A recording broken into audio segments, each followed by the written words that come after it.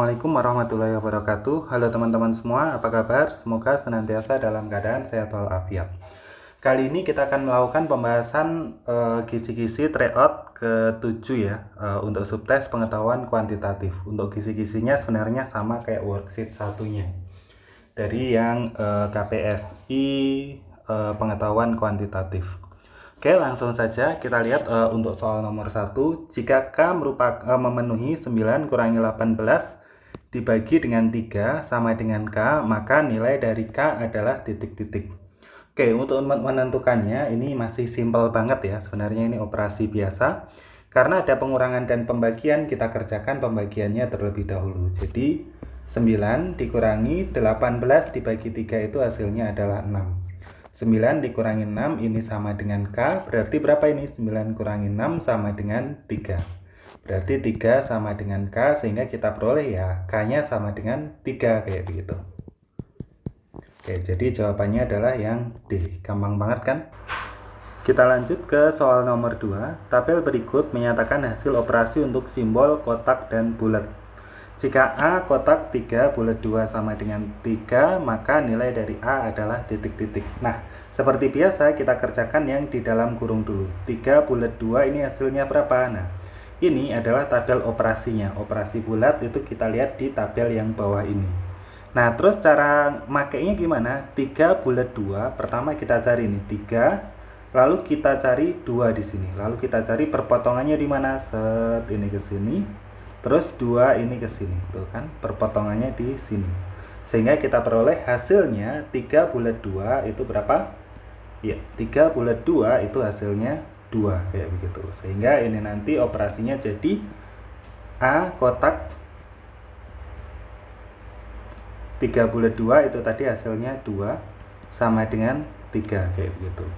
Nah, berikutnya di sini karena operasinya adalah operasi kotak, karena operasi kotak kita lihat tabel yang atas ini. Operasi kotak di situ. Nah, terus di sini hasilnya A kotak 2 itu hasilnya 3. Kita lihat di sini kotak 2 berarti nanti di sini ya. Kita cek ke bawah sini yang hasilnya 3 di mana? Oh, hasilnya 3 ada di sini. Nah, sekarang kita cari nih, ketemunya sama berapa ini? Oke, ternyata ke sini set ketemunya sama 1 ya.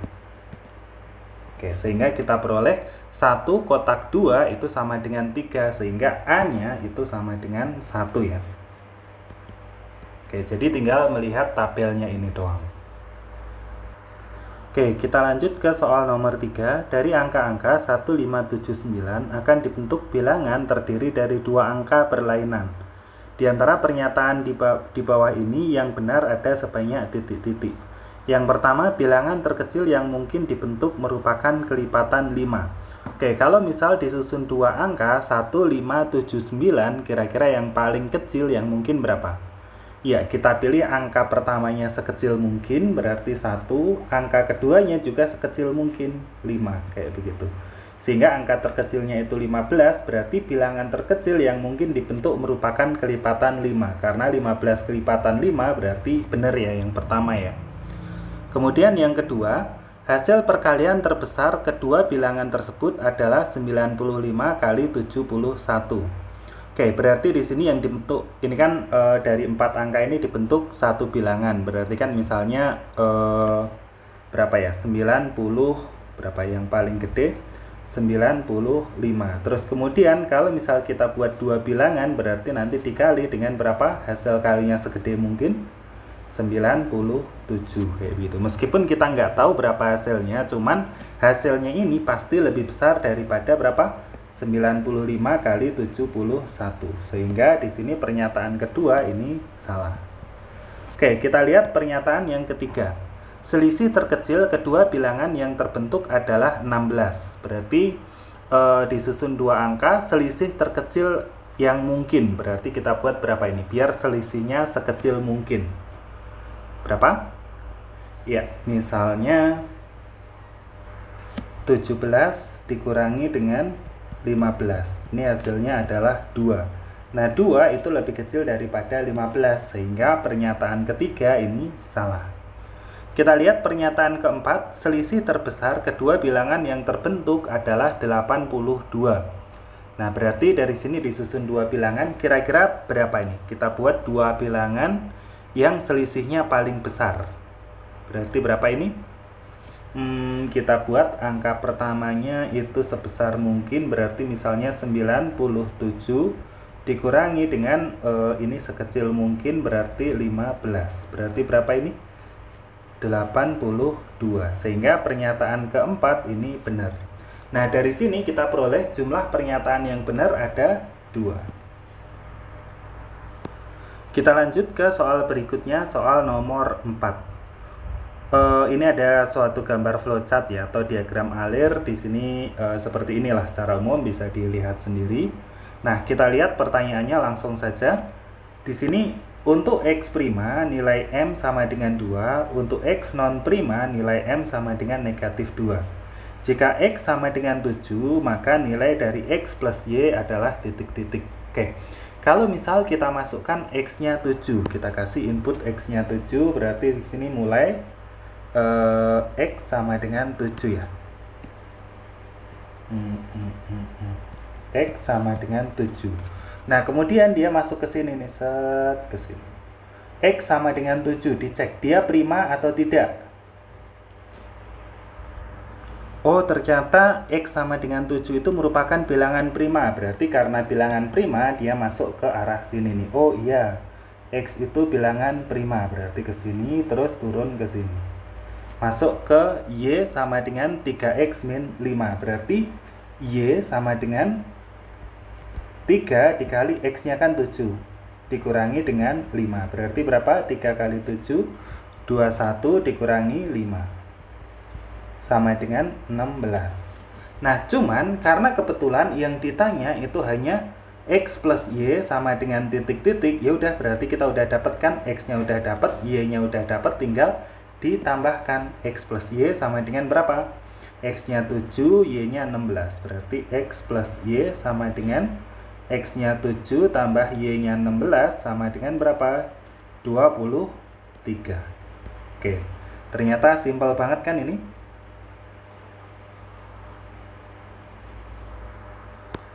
Kita lanjut ke soal berikutnya, soal nomor 5. Jajar genjang PQRS memiliki luas 20. Titik T terletak di QR sehingga ST tegak lurus QR. Gambarnya kayak begini ya. Di sini tegak lurus, begini ST tegak lurus QR. Ini udah ada tandanya siku-siku juga. Jika A, B adalah koordinat S, maka nilai dari 2A plus B itu adalah berapa? Nah, untuk menentukannya seperti biasa kita pakai apa? Iya, luas jajar genjang. Masih ingat luas jajar genjang itu apa? Iya, alas kali tinggi. Nah, di sini alasnya yang mana? Alasnya yang ini, Hi ke R. Hi ke R ini berapa panjangnya? Kita lihat ini dari koordinat 0,0 sampai 4,0. Y-nya kebetulan sama, berarti tinggal kita lihat X-nya doang. Dari 0 sampai 4, berarti berapa panjangnya? Ya, 0 sampai 4 itu panjangnya adalah 4.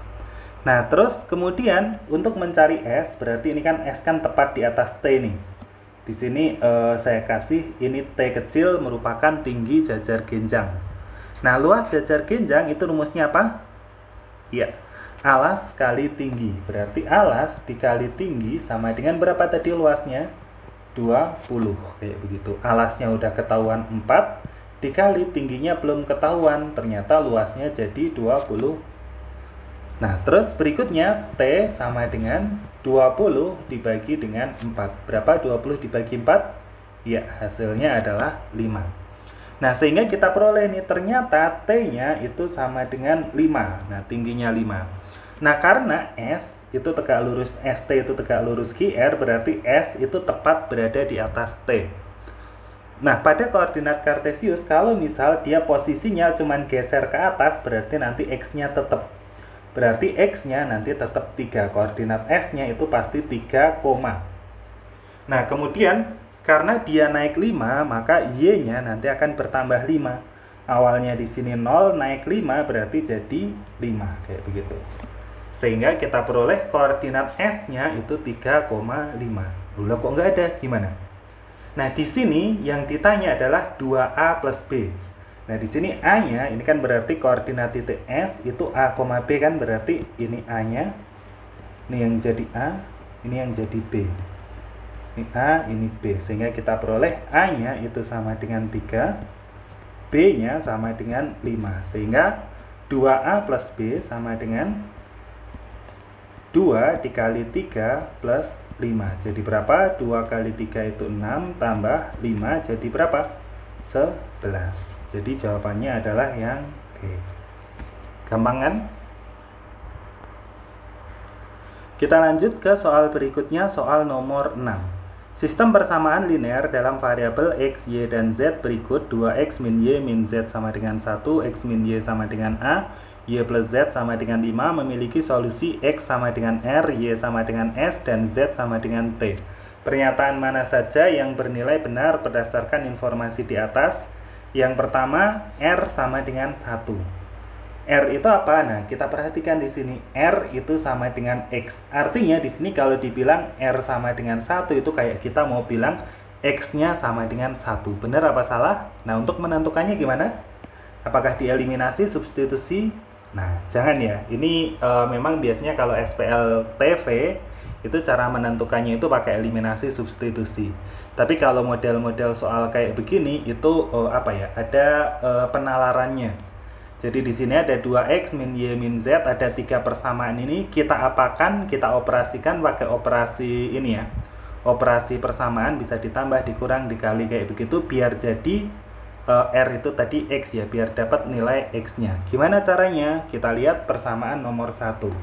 Persamaan nomor 1 itu 2X min Y min Z sama dengan 1. Kemudian persamaan 2 X min Y, persamaan ketiga Y plus Z itu sama dengan berapa? 5. Nah, dari sini kalau kita tambahkan jadi berapa ini? 2X-nya tetap utuh, 2X min Y tambah Y habis, min Z tambah Z habis. 1 tambah 5 sama dengan 6. Sehingga kita peroleh 2X-nya itu 6. Nah, berikutnya kita peroleh X-nya berapa? Ini semua kita bagi 2, sama-sama dibagi 2, kita peroleh berapa ini? 2X bagi 2 jadi X, 6 bagi 2 hasilnya 3. Sehingga kita peroleh X-nya 3, berarti X-nya 3 di sini R itu sama kayak X ya. Berarti R-nya sama dengan 3. Sehingga kita peroleh persamaan pertama, pernyataan pertama itu salah. Kita lanjut ke pernyataan kedua. Pernyataan kedua, R sama dengan 2 jika A sama dengan 1. Nah, padahal kita udah dapatkan di perhitungan sebelumnya, kita peroleh R-nya itu 3. Nah, di sini R-nya 2, mau A-nya berapapun ya tetap 2 kayak begitu. Sehingga pernyataan kedua ini juga salah kayak begitu. Oke, kita lanjut ke pernyataan ketiga. R plus T sama dengan 5 jika A tidak sama dengan 0. R plus T berarti kita cari X plus Z. Gimana caranya biar dapat X plus Z? Nah, kita lihat nih, kita otak-atik persamaan 1, 2, 3. Kira-kira pakai yang mana? Iya, kita pakai persamaan 2 dan 3. Ini 1, 2, 3 itu maksudnya ini ya. 2, ini 3, kayak begitu. Kita pakai persamaan 2 dan 3. X min Y sama dengan A. Terus kemudian persamaan ketiga, Y plus Z sama dengan 5. Kalau kita tambahkan di sini X berarti ini masih sendiri X min Y tambah Y habis, terus di sini plus Z sama dengan A plus 5 kayak begitu.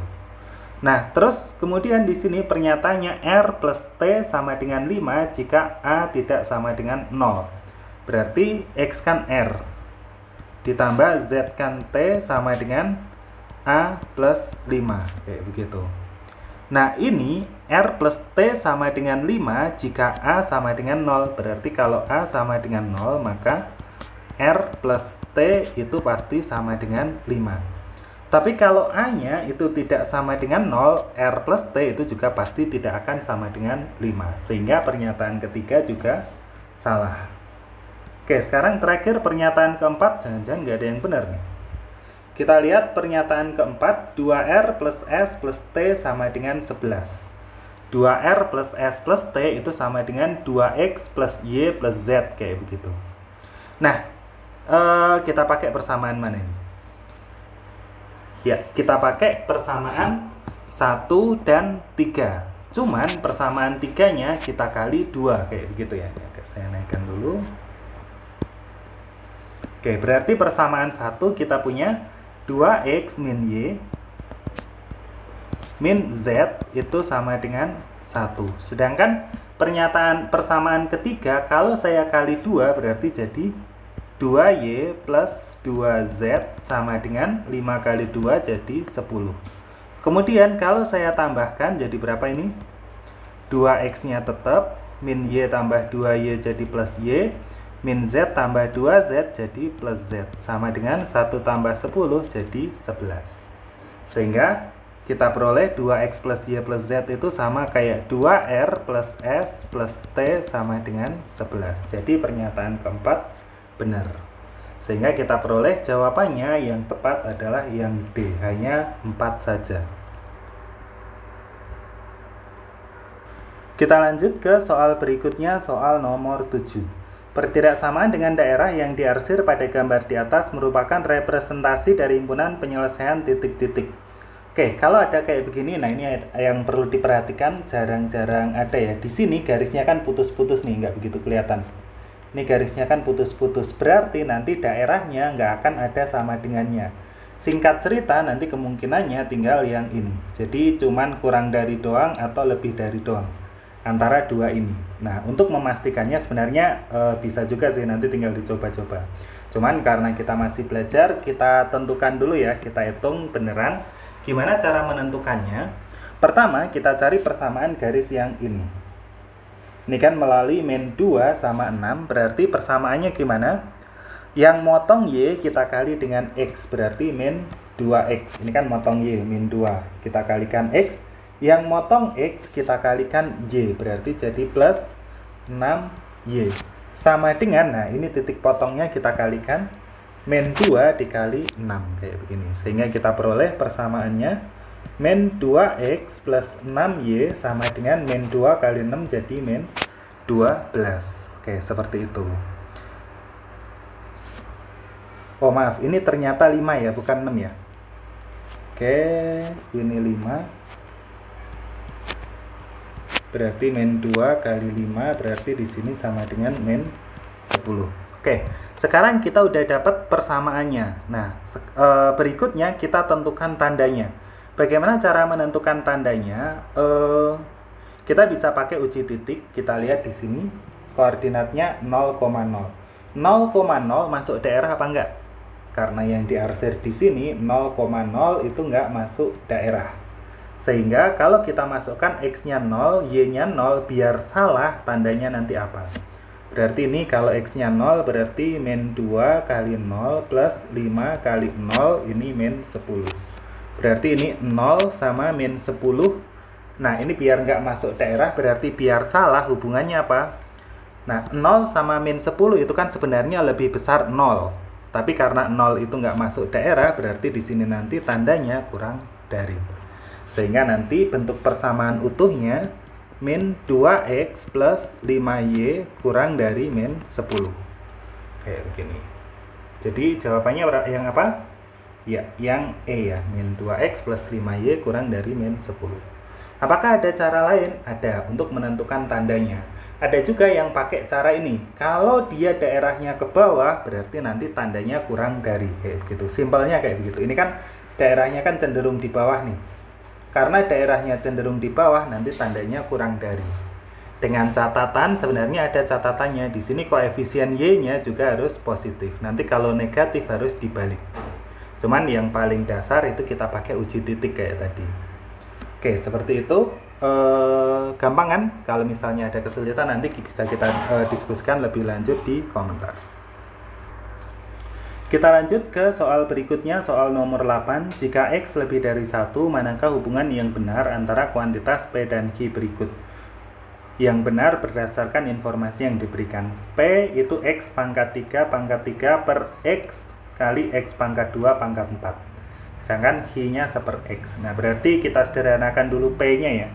Berarti P sama dengan X pangkat 3 pangkat 3. Kalau ada bentuk pangkat, dipangkatkan lagi, berarti pangkatnya dikali. Ya, berarti jadi P itu sama dengan X pangkat 3 kali 3.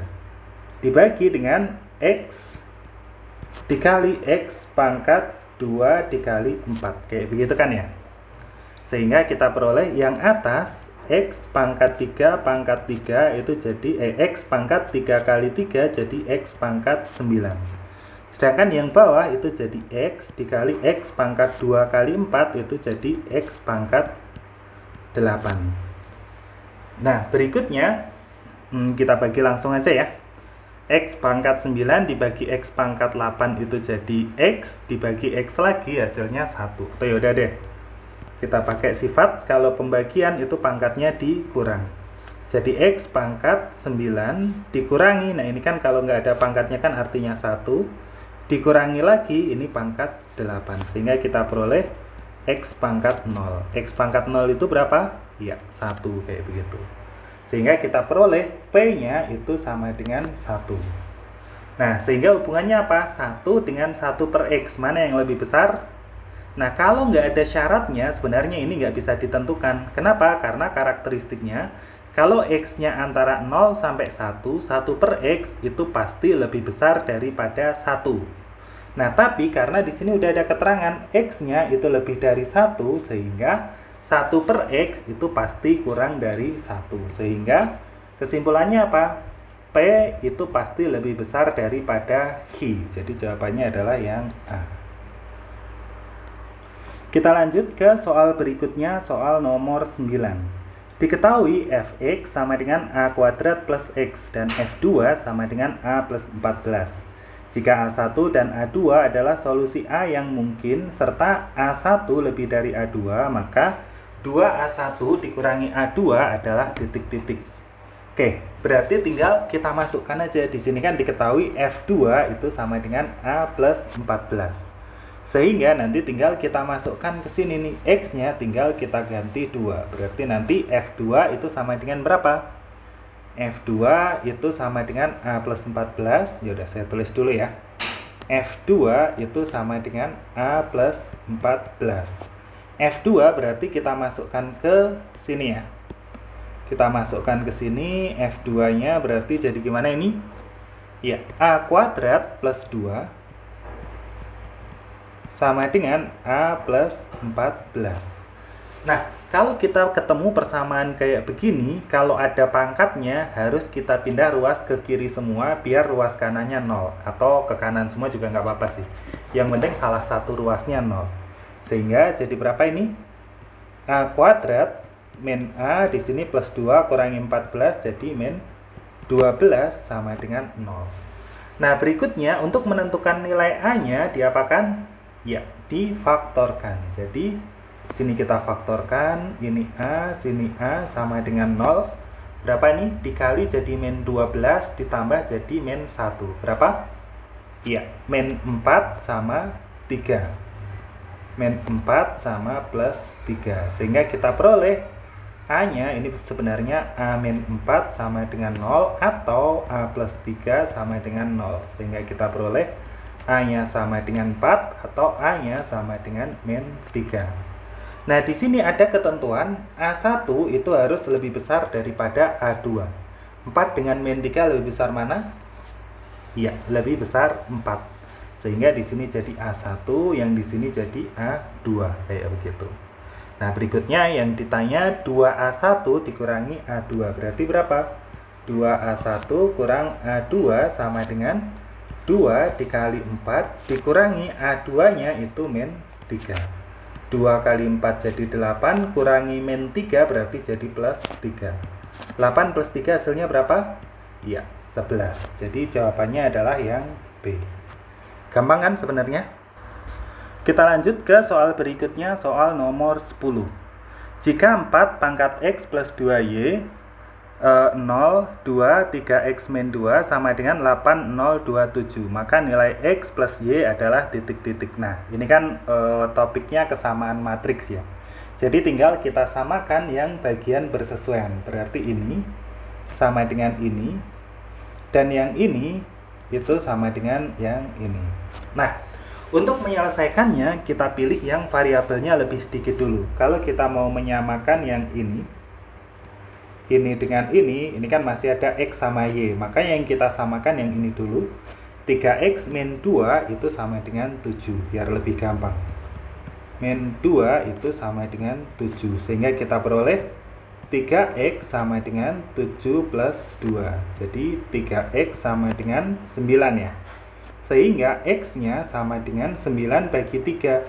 Jadi berapa? 3. Nah, sekarang kita udah dapat x-nya, yang ditanyakan x plus y, berarti kita butuh y-nya juga ya. Kita samakan yang di sini ya. 4 pangkat x plus 2y sama dengan 8. 4 pangkat x plus 2y sama dengan 8. Nah, ini kita ke bentuk eksponen juga ya.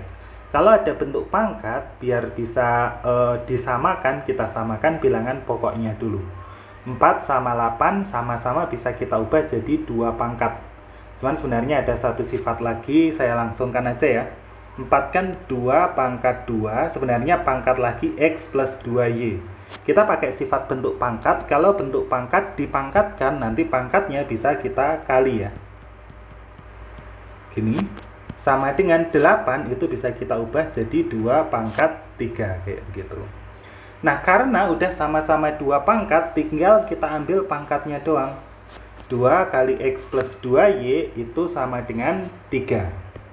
Nah, 2 kali x plus 2y sama dengan 2x plus 4y ya. Sama dengan 3, kayak begini. Nah, terus karena x-nya itu 3, berarti jadi 2 kali 3 plus 4y sama dengan 3. 2 kali 3, 6 plus 4y sama dengan 3, berarti 4y sama dengan 3 kurangi 6 jadi min 3, jadi y-nya sama dengan min 3 per 4. Nah, kita udah dapat x-nya, udah dapat y-nya, terakhir yang ditanya x plus y, berarti jadi berapa ini? X plus y sama dengan 3 ditambah min 3 per 4. Nah, kita samakan penyebutnya dulu. Sama-sama dijadikan per 4 ya. Per 4 berarti 3 itu sama dengan berapa per 4? Iya, 12 ya. Terus ditambah min itu sama kayak dikurangi 3. 12 kurangi 3 itu hasilnya adalah 9 per 4. Jadi kita peroleh jawabannya adalah x plus y-nya itu sama dengan 9 per 4. Jadi jawabannya adalah yang C. Kita lanjut ke soal berikutnya. Diketahui barisan aritmatika U2 tambah U4 tambah U6 sama dengan 15 dan U3 tambah U5 tambah U7 sama dengan 27. Nilai dari U1 plus U2 dan seterusnya sampai U20 itu berapa? Oke, pertama kita manfaatkan informasi yang diketahui ini U2 plus U4 plus U6 sama dengan 15. Karena ini barisan aritmatika, barisan aritmatika itu UN sama dengan A plus N-1 kali B. Kalau U2 berarti N-nya 2, sehingga U2 itu jadi A plus 2 kurangi 1 itu jadi 1. A plus 1B bisa ditulis B gini doang. Kemudian ditambah U4 itu berarti A plus 4 kurangi 1 jadi 3B. Begitu pula dengan U6 itu berarti A plus 5B. Sama dengan berapa? 15. Oke, kita punya informasi pertama. Kita sederhanakan dulu, berarti A tambah A jadi 3A. Terus B tambah 3B 4B tambah 5B jadi 9B. Berarti jadi 3A plus 9B sama dengan 15. Oke, kita simpan dulu. Kita punya persamaan yang pertama. Kemudian kita pakai informasi yang kedua yang bagian ini. U3 tambah U5 tambah U7 sama dengan 27. Berarti kita pakai cara yang sama ya. U3 itu berarti sama dengan A plus 3 kurangi 1 jadi 2B. Ditambah U5 itu A plus 4 kurangi 1, 5 kurangi 1, 4B. Ditambah U7 itu A plus 7 kurangi 1 jadi 6B. Sama dengan berapa? 27. Nah, kita tambahkan A tambah A tambah A jadi 3A. Ditambah 2B tambah 4B jadi 6B. Tambah 6B jadi 12B sama dengan 27. Nah, dari dua persamaan ini, 3A plus 9B sama dengan 15, dengan 3A plus 2B, 12B sama dengan 27, kita eliminasi. Kita eliminasi di sini. 3A plus 12B sama dengan 27 sama 3A plus 9B sama dengan 15. Lalu kita kurang. Jadi berapa ini? 3A kurangi 3A habis, 12B kurangi 9B jadi 3B sama dengan 27 kurangi 15 sama dengan 12. Berarti B-nya sama dengan 12 bagi 3, hasilnya berapa? 4. Nah, kita udah dapat nilai B-nya. Untuk menentukan A-nya kita masukkan ke salah satu, misalnya ke yang persamaan kedua. Berarti 3A plus 9 dikali B-nya akan 4 sama dengan 15. Oke, berarti 3A plus 9 kali 4 berapa? 36 sama dengan 15. Berarti 3A sama dengan 15 dikurangi 36. Berarti sama kayak min 36 kurangi 15. 36 kurangi 15 berapa? 21. Sehingga kita peroleh A-nya itu sama dengan min 21 dibagi 3. Hasilnya berapa? Ya, min 7. Nah, sekarang kita udah dapat nih nilai A sama B-nya. Ini B-nya 4. Terus A-nya negatif 7. Nah, yang ditanya U1 tambah U2 tambah U3 dan seterusnya sampai U20. Apakah kita mau nyari satu-satu? U1-nya berapa, U2-nya berapa, U3-nya berapa, ditambahin semua sampai U20? Ya bisa sih, tapi nanti capek. Oke. Nah, karena ditanya U1 tambah U2 sampai U20, berarti kita cari apa ini? Sama kayak definisi SN. SN itu artinya berarti karena ini 20, S20 itu sama kayak U1 tambah U2, U3 dan seterusnya sampai U20. Berarti kita cari S20. S20 SN itu rumusnya kalau barisan aritmatika N per 2, karena N-nya 20 berarti 20 per 2 dikali 2A, 2A-nya berapa tadi? A-nya min 7 plus N min 1, karena di sini N-nya itu ada 20, berarti N min 1 langsung aja ya, 19 dikali B. B-nya berapa? 4. Kayak begini. Sehingga kita peroleh 20 bagi 2 itu jadi 10. 2 kali min 7 jadi min 14 ditambah 19 dikali 4. 40 sama 36 berarti jadi 76. Kayak begini. Sehingga kita peroleh 10 dikali min 14 tambah 76. 76 kurangi 14, 6 kurangi 42, 7 kurangi 1, 6. 10 dikali 62. Jadi berapa? Ya, 620. Sehingga kita peroleh jawabannya adalah yang C.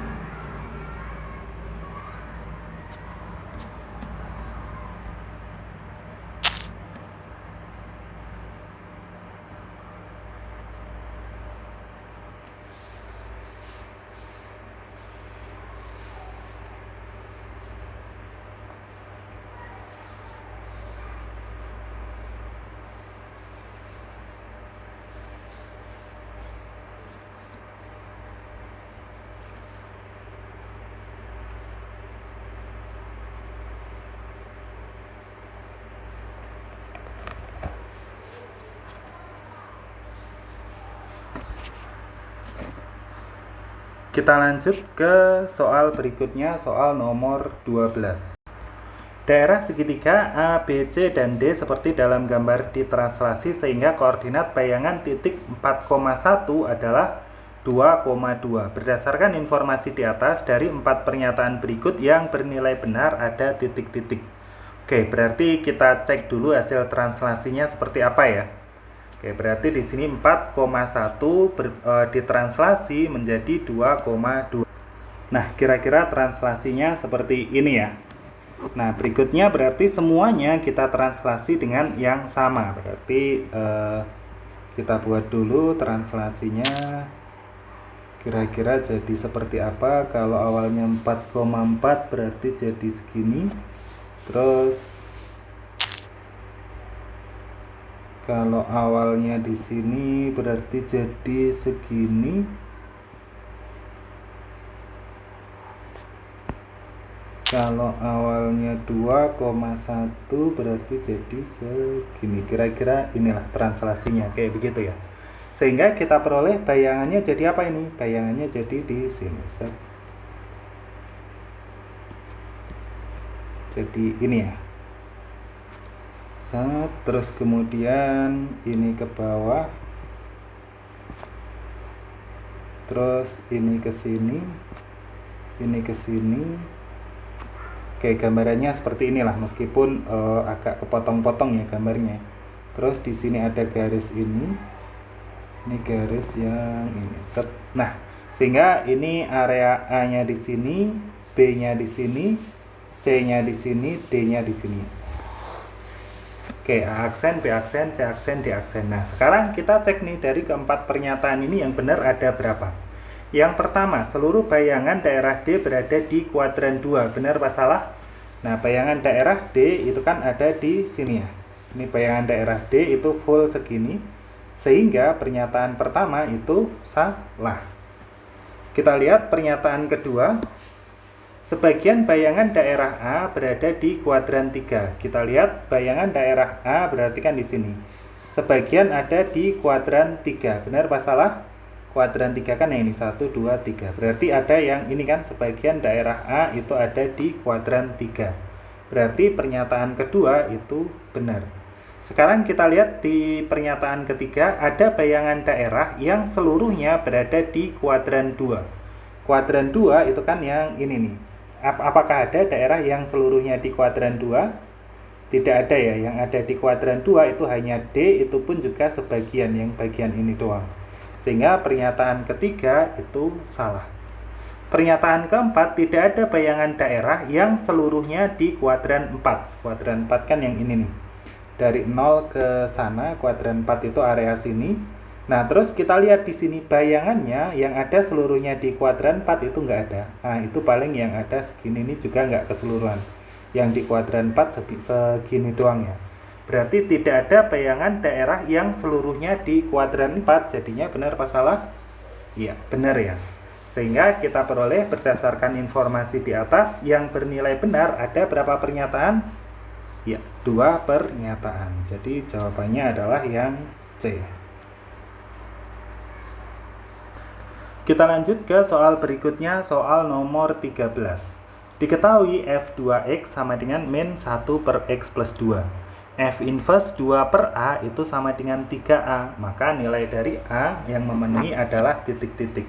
Oke, kita punya sifat F inverse. Kalau misalnya kita punya FA sama dengan B, maka berlaku F inverse B sama dengan A. Berlaku pula sebaliknya. Sehingga kalau misalnya kita punya F inverse di sini berapa? 2 per A itu sama dengan 3A, maka F 3A itu sama dengan 2 per A. Kayak begini. Nah, berikutnya kita cari dulu nih F 3A itu hasilnya berapa? Di sini yang diketahui itu kan mana ini? Yang diketahui hanya F2X. Berarti di sini F2X. Sedangkan kita harus mencari nilai dari F3A.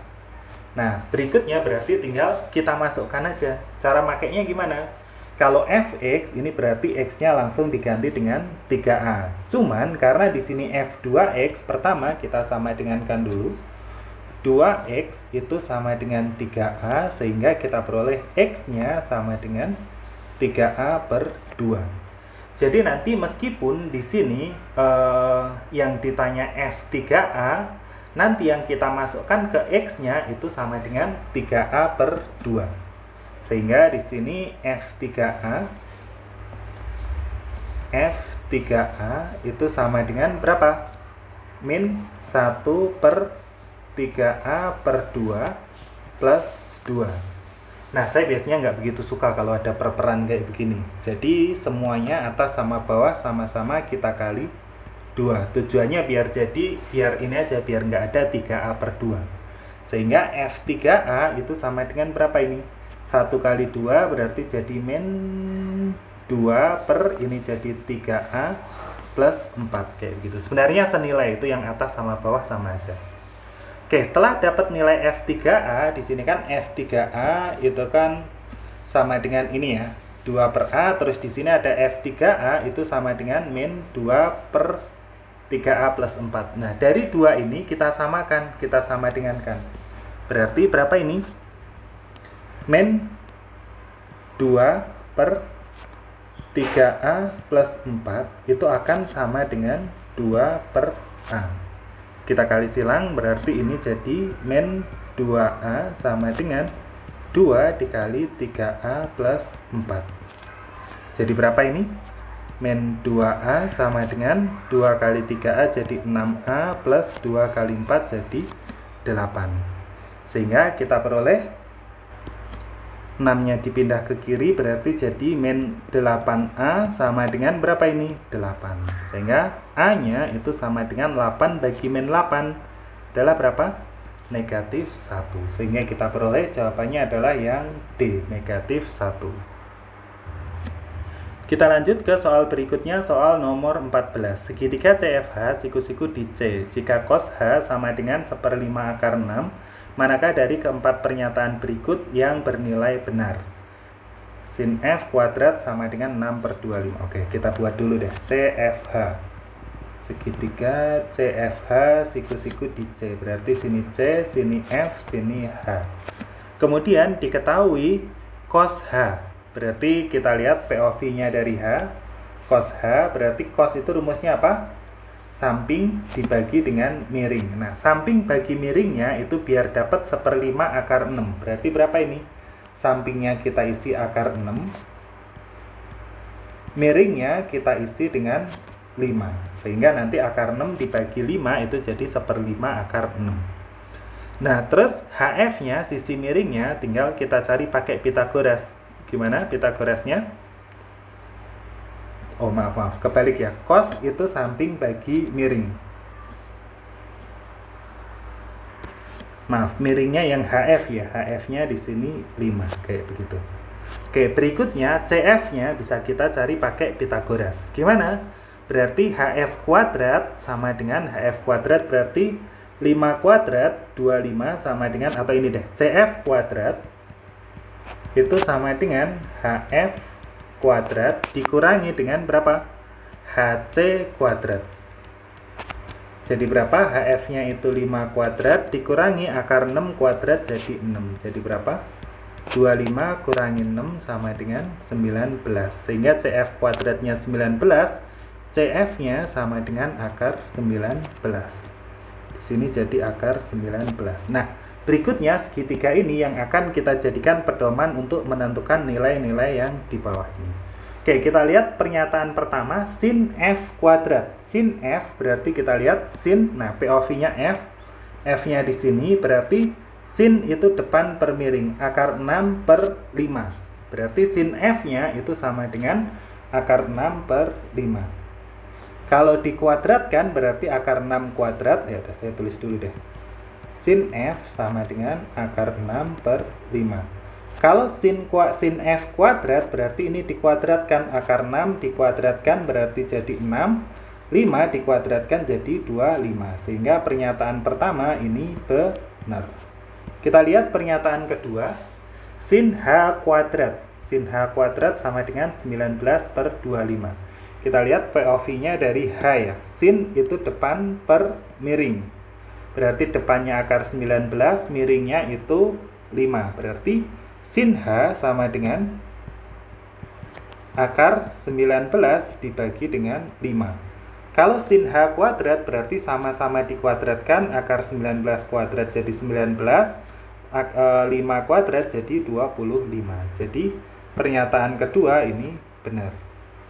Yang ketiga, cos F kuadrat. Berarti di sini cos F, POV-nya dari F, sebenarnya sih yang ketiga pasti benar sih harusnya kalau persamaan kayak gini.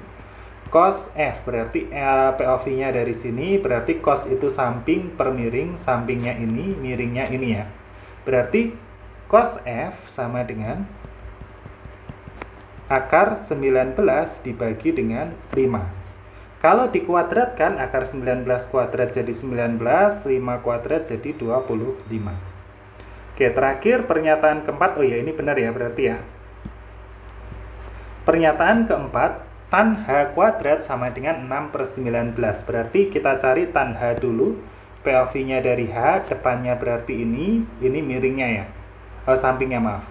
Berarti tan H itu sama dengan akar 19 per akar 6. Akar 19 per akar 6. Kalau kita kuadratkan, akar 19 kuadrat itu jadi 19, akar 6 kuadrat itu hasilnya 6. Berarti seharusnya itu 19 per 6, tapi di sini 6 per 19 berarti salah. Sehingga kita peroleh pernyataan yang benar itu adalah 1, 2, dan 3. Jawabannya adalah yang A. Kita lanjut ke soal berikutnya, soal nomor 15. 3 buah bilangan bulat A, B, C mempunyai perbandingan berurut 2:3:5. Berapakah jumlah ketiga bilangan tersebut? Putuskan apakah pernyataan 1 dan 2 berikut cukup untuk menjawab pertanyaan.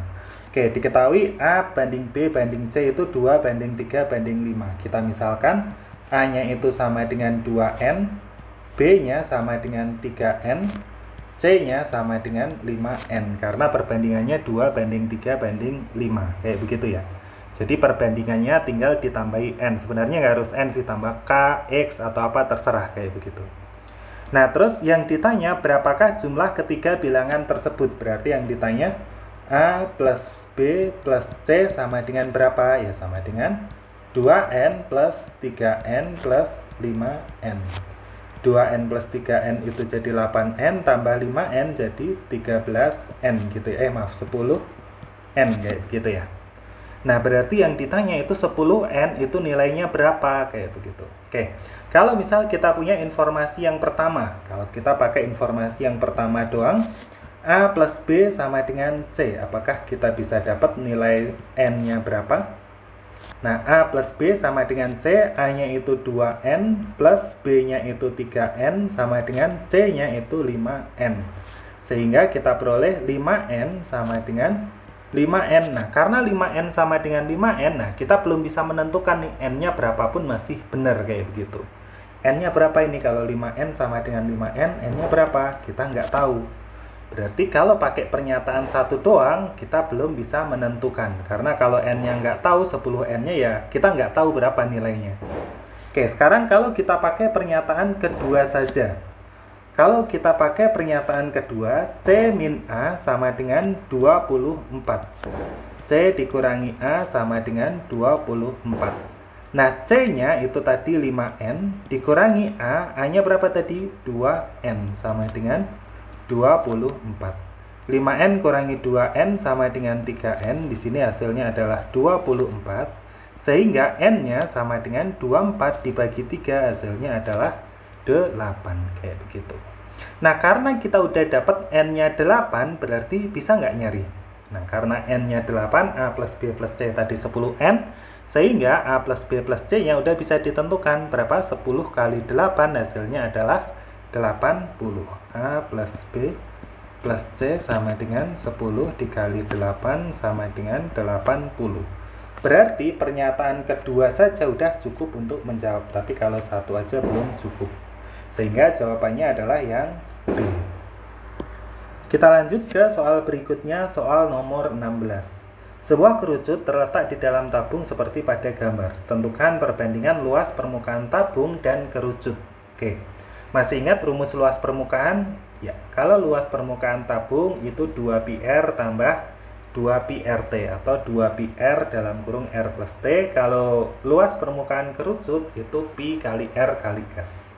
Oke, sekarang kita cari ukurannya. Nah, ini kan luas permukaan kerucut yang ditanya, tabung banding kerucut, berarti luas tabung dibanding dengan luas kerucut kayak begitu ya. Luas tabung itu 2πr dikali dengan r plus t.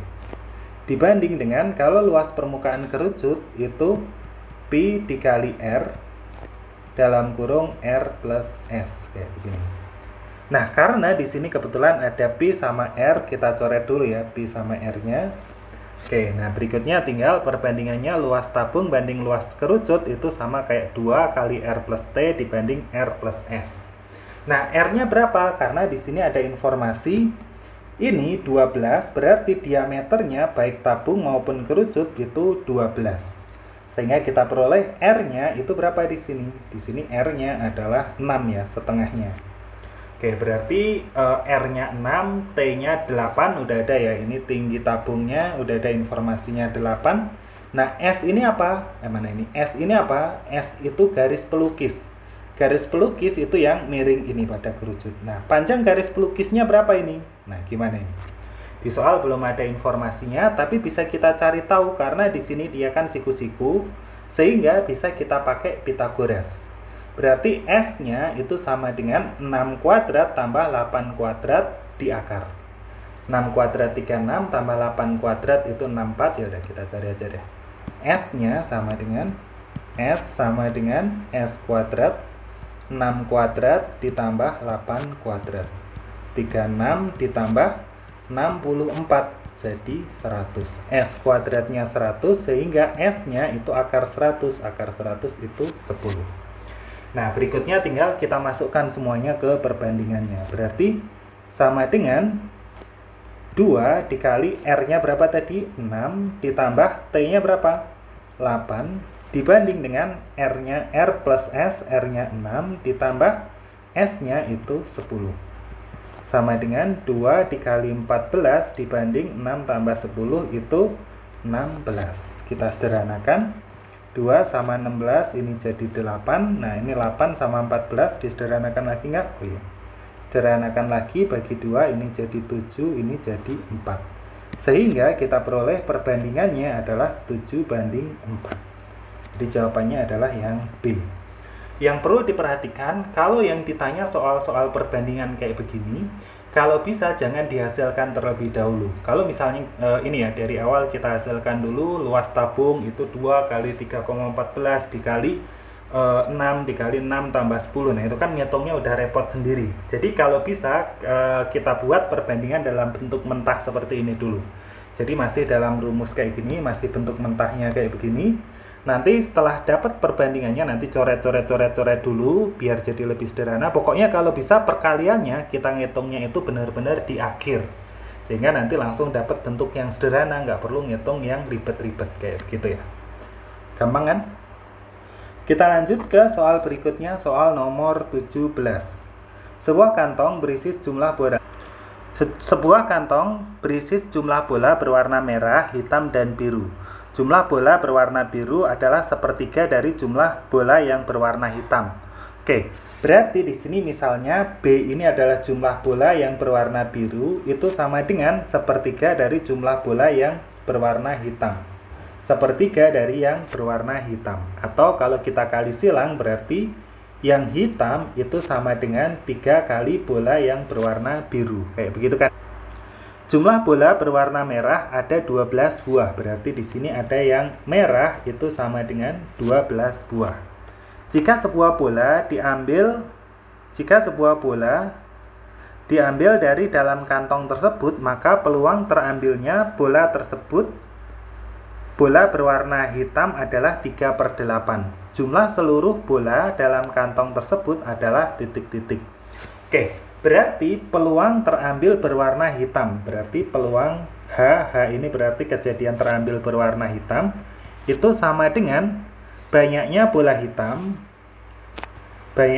hitam dibanding dengan semua bola. Berarti semua bola itu merah tambah hitam tambah biru. Kayak begitu kan ya.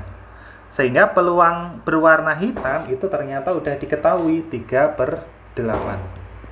Itu sama dengan hitam dibanding dengan merah tambah hitam tambah biru. Hitamnya itu ternyata sama dengan 3 kali biru. Kita ganti ya, 3B. Di sini merahnya udah ada 12 ditambah hitamnya itu sama dengan 3B ditambah B-nya tetap B kayak begitu. Sehingga kita peroleh berapa ini? 3B per 12 plus 4B. Ini sama dengan 3/8. Kita kali silang berarti gimana ini? 3 kali 12 plus 4B berarti 3 dikali 12 plus 4B sama dengan 3B dikali dengan 8. 3 kali 12 jadi 36 plus 4 kali 3 jadi 12B. 3B kali 8, 3 kali 8, 24B, kayak begitu. Kita pindah ruas, 2B-nya B-nya biar di kanan. 36 sama dengan 24B kurangi 12B, itu hasilnya adalah 12B. Sehingga kita peroleh B-nya itu sama dengan berapa? 36 dibagi 12. 36 bagi 12 berapa? 3. Nah, sekarang kita udah dapat ini yang biru itu ada 3. Kita lanjutkan di sini ya, berarti yang biru itu ada 3. Sedangkan dari informasi sebelumnya, yang hitam itu sama dengan 3 kali biru. Berarti yang hitam itu sama dengan 3 kali 3, sama dengan 9. Sedangkan yang merah itu udah ada 12. Sehingga kalau dijumlahkan, yang ditanya jumlah seluruh bola, berarti merah tambah hitam tambah biru sama dengan merahnya tadi 12 tambah hitamnya itu tadi 9 tambah birunya 3. Jadi berapa ini? 12 tambah 9 itu 21 ditambah 3 hasilnya adalah 24. Sehingga kita peroleh jumlah keseluruhan bolanya itu adalah berapa? 24. Jadi jawabannya adalah yang A. Kita lanjut ke soal berikutnya, soal nomor 18. 5 bilangan asli memiliki rata-rata dan median sama dengan 4. Manakah hubungan yang benar antara kuantitas P dan Q berikut berdasar informasi yang diberikan? Oke, karena di sini 5 bilangan asli, biar mudah memvisualisasikannya, kita misalkan dari yang ini udah terurut ya. Ini A, B, C, D, E. Ada 5 bilangan. Nah, ini kita anggap udah urut. A itu paling kecil, B lebih besar, C lebih besar, D lebih besar, E lebih besar. Oke, kita punya informasi median, rata-rata dan mediannya itu sama dengan 4. Berarti kita peroleh gara-gara mediannya sama dengan 4, berarti ini kan udah urut nih. Yang tengah-tengah itu C, berarti di sini C-nya itu sama dengan 4. Karena mediannya juga 4. Rata-ratanya sama dengan 4, berarti A plus B plus C plus C-nya sekalian 4 plus D plus E dibagi dengan berapa? 5 itu sama dengan 4 juga ya. Sehingga kita peroleh A plus B plus 4 plus D plus E itu sama dengan 5 kali 4 itu jadi 20. Sehingga A plus B plus D plus E, A plus B plus D plus E itu sama dengan 16. Oke, sekarang kita cek selisih bilangan yang terbesar dengan yang terkecil. Berarti yang E dikurangi A, kayak begitu. Nah, untuk menentukannya gimana ya? Kita ambil kondisi paling ekstrimnya aja ya. Maksudnya kalau kita buat datanya sekecil mungkin. A-nya paling kecil itu berapa yang bisa dibuat? A-nya itu paling kecil bisa dibuat itu 1 kali ya.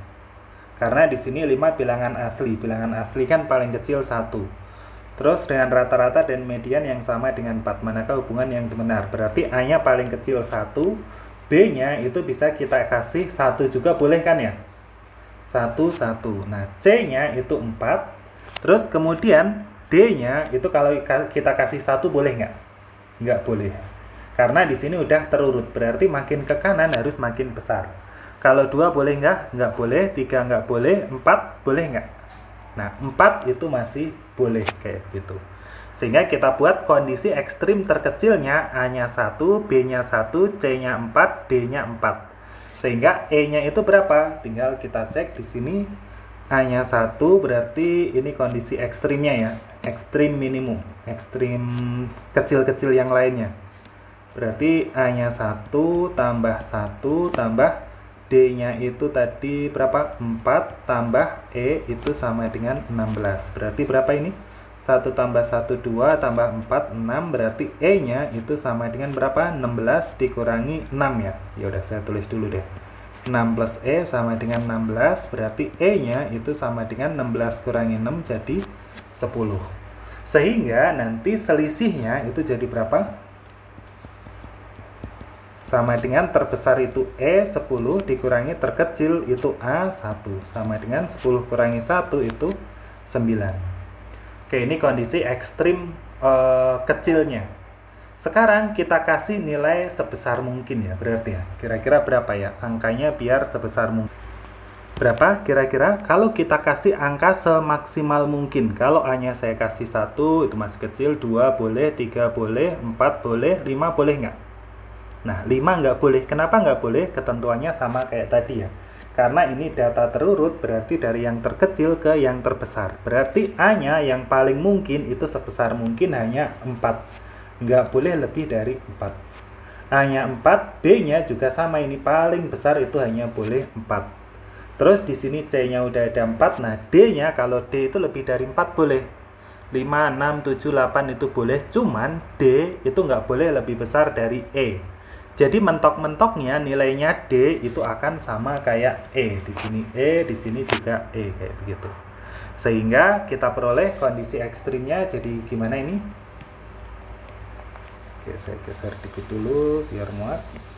Oke, berarti kita lihat kondisi ekstrim keduanya, A-nya itu 4, tambah B-nya itu 4, ditambah D-nya itu berapa? Sama dengan E, ditambah E-nya ya tetap E, itu sama dengan berapa? 16. 8 plus 2E sama dengan 16, berarti 2E sama dengan berapa? 8 ya, 16 kurang 8, sehingga kita peroleh E-nya itu sama dengan 4. Sehingga kita peroleh selisihnya itu berapa? Sama dengan yang paling besar itu E, E-nya paling besar 4, dikurangi yang paling kecil A, A-nya juga 4. Berarti berapa? 4 kurangi 4, 0. Sehingga kita peroleh nilai P-nya itu antara 0 kurang dari sama dengan P kurang dari sama dengan 9. Paling kecil 0, paling gede 9. Nah, dari sini kita peroleh P-nya itu masih banyak kemungkinan. Bisa 0, 1, 2, 3, 4, 5, 6, 7, 8, 9, kayak begitu. Namun, meskipun berapapun kemungkinannya, tapi yang jelas itu pasti kurang dari 10 kan. Mau 0, mau 1, 2, 3, 4, 5, 6, 7, 8, 9, itu pasti kurang dari 10. Jadi meskipun masih banyak kemungkinan, tapi sudah pasti kurang dari 10, berarti sudah bisa disimpulkan. Karena H-nya itu 10, berarti P-nya itu udah pasti lebih kecil daripada H. Jawabannya yang B.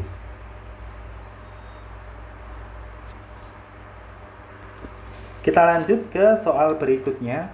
Perhatikan gambar di bawah ini. Pada trapesium siku-siku ABCD, AC sama dengan 9. Kita tulis dulu. AC-nya itu 9. Jika luas segitiga ABC itu sama dengan 10, berarti di sini diketahui luasnya itu sama dengan 10. Berapakah panjang DC? Nah, berarti panjang DC-nya berapa ini? Kita belum tahu ya. Oke, pernyataan AB sama dengan 4 ini sebenarnya pertanyaannya apakah pernyataan ini bisa dipakai untuk menentukan nilai dari CD itu. Pernyataan ini cukup untuk menjawab pertanyaan. Oke, pernyataan pertama, AB itu sama dengan 4. AB sama dengan 4. Kalau kita punya AB-nya sama dengan 4, bisa nggak kita mencari panjang DC? Bisa nggak? Nah, kalau kita punya AB-nya 4, berarti kan ini luas segitiga ABC kan setengah kali alas kali tinggi. Berarti setengah kali alasnya itu 4, dikali tingginya itu kan AD. Sama dengan luasnya itu 10. Berarti 2AD itu sama dengan 10. AD-nya itu sama dengan 5. Kayak begitu. Nah, karena kita udah dapat AD-nya ini 5, ini segini 5, sehingga kita bisa menentukan di sini CD kuadrat atau CD itu sama dengan akar AC-nya 9 kuadrat dikurangi 5 kuadrat sama dengan akar 45 kurang 25 sama dengan berapa? Akar 45 kurang 25 itu 20. Berarti kalau kita tahu AB-nya 4, ini pasti udah bisa ditentukan. Jadi kalau kita udah punya AB-nya 4, CD-nya udah bisa, DC-nya itu udah bisa ditentukan. Oke, sekarang kalau kita pakai pernyataan kedua doang. Kalau pernyataan kedua berarti kita nggak punya ini ya. nggak punya AB. AB-nya nggak ketahuan, yang ketahuan hanya BC-nya. Kalau ini tambah informasi BC-nya 7, kira-kira bisa nggak kita menentukannya? Bisa nggak? Nah, sebenarnya masih ingat kan rumus luas segitiga sembarang? Kita pakai rumus luas segitiga sembarang itu sama dengan akar S dikali S min A S min B dikali S min C. Nah, ini kalau kita hitung beneran, ini angkanya agak ribet. Meskipun kita nggak tahu hasilnya berapa, tapi nanti kalau kita pakai rumus luas segitiga ini, pasti kita bisa memperoleh nilai AB-nya. AB sama dengan berapa gitu. Misalnya ada angkanya pasti. AB-nya pasti udah dapat pakai rumus itu. Karena udah ketahuan luasnya 10, di sini dua sisinya ini 7 sama 9, pasti AB-nya bisa ditentukan. Nah, karena kalau AB-nya udah bisa ditentukan, nanti udah bisa kayak step yang pertama. Kalau udah ketahuan AB-nya, pasti DC-nya atau CD-nya, CD atau DC sama aja ya, itu pasti bisa ditentukan. Sehingga kalau pakai pernyataan kedua aja itu udah cukup. Sehingga jawabannya apa? Yang D. Pernyataan 1 saja cukup untuk menjawab, dan pernyataan 2 saja juga cukup untuk menjawab. Kita lanjut ke soal berikutnya, soal terakhir, soal kisi-kisi terakhir, soal nomor 20. Diketahui limit X mendekati 0, akar AX plus B dikurangi 2 per X sama dengan 1. 4 pernyataan berikut yang bernilai benar adalah ada titik-titik. Oke, untuk menentukan limit kayak begini, sebenarnya prinsipnya, prinsip dasar yang sering dilupakan di limit, itu ya ini tinggal kita substitusikan. Untuk menentukan nilai limit itu tinggal kita masukkan X-nya. Jadi kalau misal limit X mendekati 0, itu ya udah X-nya diganti 0. Berarti akar A dikali 0 plus B min 2 per 0 sama dengan 1. Cuman kalau kita X-nya kita masukkan 0, di sini berarti yang atas itu kan belum tentu 0. Sedangkan yang bawah itu udah pasti 0. Nah, kalau atasnya nggak 0, misalnya nanti di sini yang atas itu bukan 0, misalnya nanti ketemu K kayak begitu. K di sini 0, K-nya itu konstanta angka selain 0 ya. Kalau angka per 0 itu di konsep limit, limitnya ini nanti akan mendekati, kalau K-nya positif, kalau K itu positif nanti hasilnya adalah tak hingga. Kalau K-nya itu negatif, itu akan mendekati min tak hingga. Atau bisa juga itu nanti limitnya tidak ada. Jadi ada 3 kemungkinan ini. Bisa tak hingga, bisa min tak hingga, bisa tidak ada. Cuman dari ketiga kemungkinan ini nggak ada yang hasilnya itu sama dengan 1. Sehingga nanti kemungkinannya hanya yang di atas itu pasti 0. Artinya kalau misal X-nya kita substitusikan 0, ini hasilnya pasti sama dengan 0. Nah, nanti soalnya kalau misal atasnya 0, bawahnya 0, jadi bentuk tak tentu harus diolah terlebih dahulu. Oke, berarti atasnya nanti pasti 0 ya. Kalau kita substitusikan berarti jadi gimana ini? Kita masukkan jadi, mana ya? Di bawah aja. Akar A dikali 0 plus B dikurangi 2 itu sama dengan 0. Kayak begini kan ya. Sehingga A dikali 0 itu 0 plus B berarti tinggal akar B, ini min 2-nya pindah ruas berarti sama dengan 2. Sehingga B-nya itu sama dengan 4. Nah, kita udah dapat nilai B-nya 4. Nah, berikutnya untuk menentukan limitnya ada beberapa cara. Kalau bentuk akar itu biasanya kalau yang dasar itu kita kalikan sekawan. Atau bisa juga kita kerjakan pakai turunan. Nah, kalau pakai turunan saya taruh di kanan aja ya, biar ada space-nya. Limit X mendekati 0. Nah, akar itu bisa kita ubah jadi bentuk pangkat berapa biar bisa diturunkan. AX plus B, pangkat berapa akar itu? Ya, pangkat setengah. Dikurangi dengan 2. Dibagi dengan X. Sama dengan berapa? Sama dengan 1. Oke, berikutnya kita turunkan. Atas turunkan sendiri, bawah turunkan sendiri ya. Oke, yang atas AX plus B pangkat setengah, turunannya pertama setengahnya diturunkan ke depan. Setengah dikali AX plus B pangkat min setengah dikali turunan yang di dalam AX plus B, turunannya jadi A. Min 2 diturunkan jadi 0. Berarti yang atas turunannya jadi ini. Sedangkan yang bawah X diturunkan hasilnya jadi 1, sama dengan 1 begini. Sehingga kalau kita masukkan X-nya 0, di sini nanti hasilnya adalah 1. Sekarang kita masukkan coba setengah, atau kita kali 2 dulu deh semua biar nggak ribet. Semuanya kita kali 2 berarti jadi, sekalian kita masukkan ya, berarti ini setengahnya hilang, di kanan nanti jadi 2. A dikali 0 plus B, B-nya tadi udah ada ya, berapa B-nya?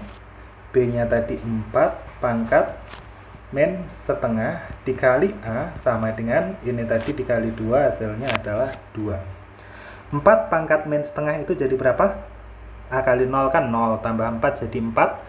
4 pangkat min setengah. Pangkat min itu sama kayak 1 per.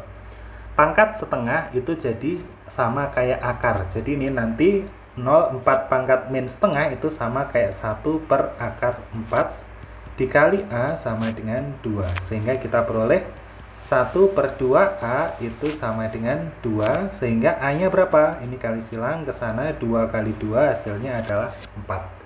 Nah, dari sini kita peroleh B-nya itu sama dengan 4, A-nya sama dengan 4. Kayak begitu. Nah, sekarang kita cek nih dari keempat pernyataan ini yang benar yang mana. Pertama, A kurang dari 0. Oh, ini salah, karena A-nya 4 itu lebih dari 0. Yang kedua, A dan B mempunyai faktor prima. A dan B mempunyai 2 faktor prima. Salah, karena faktor primanya itu hanya 2 saja, hanya ada 1 faktor prima. Yang ketiga, A kuadrat sama dengan 4B. A kuadrat sama dengan 4B, benar apa salah? 4 kuadrat sama dengan 4 dikali 4, gitu kan? 16 sama dengan 16. Berarti yang ketiga ini benar. Yang keempat, B sama dengan 4. Ini juga benar. Sehingga kita peroleh pernyataan yang benar itu ada, yang 3 dan 4 berarti ada 2. Oke, sehingga jawabannya adalah yang C. Oke, ternyata kita udah sampai penghujung pembahasan kisi-kisi TO, PK, TO yang ke-7. Semoga dimudahkan dalam pengerjaan tryout-nya dan sampai akhirnya semoga dimudahkan dalam waktu pengerjaan UTBK yang kurang lebih tinggal berapa minggu lagi ya? Tinggal sekitar 2 minggu lagi, 2-3 minggu lagi. Semoga dimudahkan dalam proses pengerjaannya dan bisa diterima di kampus impiannya. Oke, dari kakak mungkin cukup sekian. Kalau ada kurangnya mohon maaf. Kita tutup dengan bacaan hamdalah. Alhamdulillahirrabbilalamin. Subhanakallahumma wa bihamdika asyhadu an la ilaha illa anta astaghfiruka wa atubu ilaik. Assalamualaikum warahmatullahi wabarakatuh.